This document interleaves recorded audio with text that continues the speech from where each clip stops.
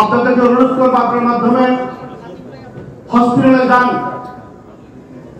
বাংলাদেশের অসংখ্য হসপিটালে যারা আমাদের সাথে এই সংগ্রামে যুক্ত ছিল, তাদের অনেকের হাত নাই, চক্ষু নাই, পা নাই।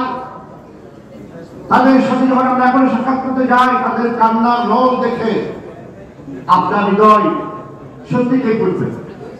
আমি আপনার মাধ্যমে অনুরোধ করতে চাই, আমরা এক একজন ব্যক্তি, বাংলাদেশ আওয়ামী জনতা পার্টির এক একজন নেতা, এক একজন কর্মী, এক একজন যারা আজকে কাটাচ্ছে, তাদের দায়িত্ব গ্রহণ করেন।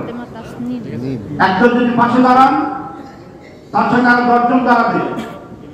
তাদের চিকিৎসার অসুবিধা আছে, তাদের ভাই বোনদের লেখাপড়ার অসুবিধা আছে, তাদের পিতা মাতার যে ইনকামের পথ বন্ধ হয়ে গেছে সন্তান হসপিটালে থাকার কারণে, তাদের এই কষ্ট দূর করার জন্য যদি আপনারা তার পাশে দাঁড়ান, আপনাদের রাজনীতির একটা বিশাল কাজ হবে বলে আমি বিশ্বাস করি।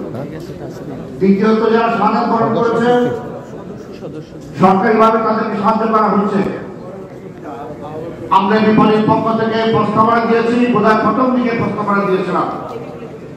আবু সাইদ মুক্তির মতো যারা জীবন দান করেছেন, তাদেরকে তালিকাভুক্ত করে বাংলাদেশের যে 4-5টা ক্যাটাগরিতে বাংলাদেশের যে বীরদেরকে সম্মাননা দেওয়া হয়, বীরশ্রেষ্ঠ,